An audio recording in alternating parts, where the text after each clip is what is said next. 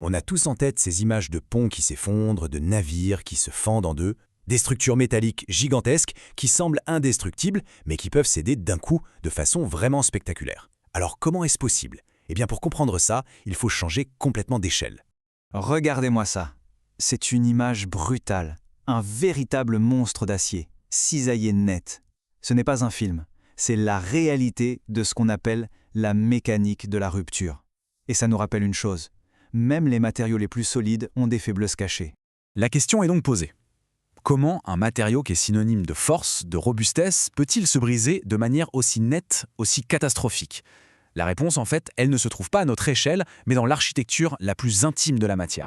Oui, la clé de ce grand mystère est totalement invisible à l'œil nu. Pour comprendre pourquoi ça casse en grand, il faut plonger dans le monde de l'infiniment petit au niveau des atomes. Allez, on y va.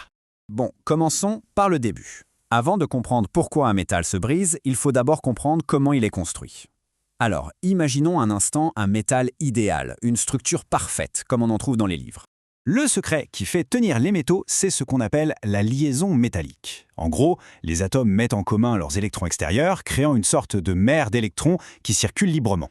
C'est cette colle électronique qui maintient tout ensemble, mais qui est aussi assez souple pour permettre aux atomes de glisser les uns sur les autres. C'est pour ça que les métaux sont à la fois si solides et si malléables. Dans ce métal parfait, les atomes s'organisent en un réseau cristallin hyper ordonné, une structure qui se répète à l'infini. Pensez à un empilement parfait d'orange. Selon le métal, ça peut être un arrangement cubique centré, comme pour le fer, cubique à face centrée pour l'aluminium, ou même hexagonal compact pour le titane. C'est ce plan, cette architecture atomique qui est à la base de toute leur résistance. Sauf que, voilà le truc, cette perfection dans la réalité, elle n'existe pas.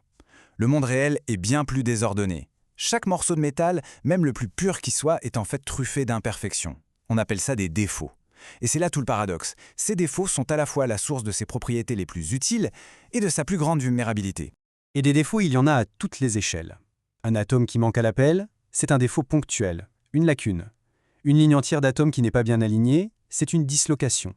La frontière entre deux zones de cristaux, un joint de grains. Et bien sûr, il y a les plus gros, les pores ou les micro-fissures, qui sont des défauts de volume. Toutes ces imperfections, c'est l'ADN réel du matériau. Regardez cette comparaison, c'est très parlant. À gauche, l'ordre parfait, théorique. Et à droite, une lacune, juste un atome manquant. On pourrait croire que ce n'est rien, mais ce petit vide change absolument tout. Il agit comme une place libre dans un parking bondé. Il permet aux autres atomes de bouger, de se déplacer. Sans ce genre de défaut, les métaux seraient incroyablement résistants, mais aussi fragiles que du verre. Et voici la star des défauts, le plus important de tous, la dislocation. Imaginez une rangée d'atomes supplémentaires qui étaient forcés de s'insérer au milieu des autres. Ce défaut est absolument crucial, parce qu'il peut se déplacer.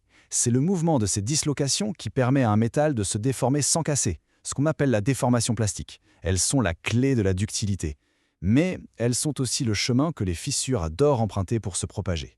Bon, maintenant, faisons le lien. Toute cette agitation microscopique, ces dislocations qui bougent, comment est-ce que ça se traduit dans notre monde, en propriétés qu'on peut mesurer? C'est là qu'on passe de l'atome à des notions comme la contrainte et la déformation. Quand on tire dessus, un matériau peut avoir deux grands types de comportements. Soit il est ductile, il s'étire, il s'affine, bref, il nous prévient qu'il est sur le point de lâcher. Soit il est fragile, il résiste, il ne bouge pas, et d'un coup il casse net, sans aucun signe avant-coureur. La rupture du bateau tout à l'heure, c'était une rupture fragile. Et c'est de loin la plus dangereuse. Ce graphique y raconte toute l'histoire. C'est un peu l'électrocardiogramme d'un métal sous effort. La pente au début, c'est sa rigidité, ce qu'on appelle le module de Young. Pour le matériau ductile, en rouge, on voit que la courbe s'allonge. Il se déforme énormément avant de casser. Toute la zone sous cette courbe représente l'énergie qu'il a pu absorber. C'est sa ténacité. Le matériau fragile, en bleu, a une vie beaucoup plus courte. Ça monte et ça casse brutalement. Et tout ça, ce n'est pas juste de la théorie. Regardez ces chiffres pour des métaux bien connus. L'aluminium est assez peu résistant, mais par contre, il est très ductile. Il peut s'allonger de 40% avant de rompre. L'acier, lui, offre un super compromis entre résistance et ductilité. Quant au titane, c'est un monstre de résistance. Chaque usage demande de trouver le bon équilibre sur cette véritable carte d'identité mécanique. Ok, maintenant qu'on a le vocabulaire et les concepts, revenons à notre scène de crime. On va décortiquer la rupture, mais cette fois-ci en sachant ce qui se passe au niveau atomique. Le navire, c'est une rupture fragile typique. Une microfissure, sans doute partie d'un défaut, a trouvé un chemin pour se propager à toute vitesse, sans que les dislocations aient le temps de bouger pour amortir le choc. Le wagon de train, c'est tout l'inverse. C'est une rupture ductile. On voit bien que le métal a absorbé une énergie folle en se déformant, en s'étirant jusqu'à sa limite. On a donc deux accidents, mais deux signatures atomiques complètement différentes. Mais attention, la rupture n'est pas toujours aussi brutale. Il y a des tueurs plus silencieux. Le fluage, par exemple, c'est quand un métal s'allonge tout doucement sous une charge constante, surtout quand il fait chaud. C'est le grand ennemi des turbines de réacteurs. Et puis il y a la fatigue. C'est la rupture qui arrive après des millions de petits efforts répétés, même s'ils sont faibles. C'est le coup du trombone qu'on plie et qu'on déplie jusqu'à ce qu'il casse. Et c'est pour ça qu'on inspecte les ailes d'avion si souvent. Bon, on a vu comment les métaux se brisent. La question logique, c'est comment on fait pour les protéger. Le fait de comprendre l'origine du problème, c'est la première étape pour trouver des solutions. L'un des plus grands ennemis du métal, c'est sa tendance naturelle à vouloir retourner à l'état de minerai. La corrosion, la rouille, ce n'est rien d'autre qu'une réaction chimique qui retransforme le métal pur en un oxyde plus stable.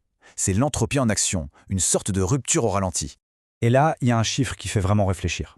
On estime qu'un quart de toute la production mondiale d'acier chaque année est tout simplement détruit par la corrosion. Ça part littéralement en poussière. C'est un gaspillage économique et écologique absolument monumental. Heureusement, la science nous donne une boîte à outils pour riposter. On peut choisir des matériaux plus résistants, comme l'acier inoxydable, concevoir des pièces qui ne retiennent pas l'eau, appliquer des peintures ou des revêtements, et même utiliser des techniques plus pointues qui combattent la chimie par l'électricité. Tiens, ça, c'est une méthode particulièrement astucieuse, la protection cathodique. L'idée, c'est de forcer la structure qu'on veut protéger à ne pas rouiller en sacrifiant une autre pièce de métal à sa place, une anode sacrificielle, ou en appliquant un très faible courant électrique. C'est une sorte de tour de passe-passe électrochimique pour tromper la nature et stopper la corrosion à la source. Au final, tout se résume à ça. Chaque grande structure, c'est un équilibre subtil entre la perfection d'un réseau d'atomes et la réalité de ses défauts. La science des matériaux, ce n'est pas chercher la perfection, c'est l'art de comprendre et de maîtriser les imperfections. Et ça laisse une question en suspens. Est-ce qu'on connaît vraiment si bien la matière sur laquelle tout notre monde est construit ?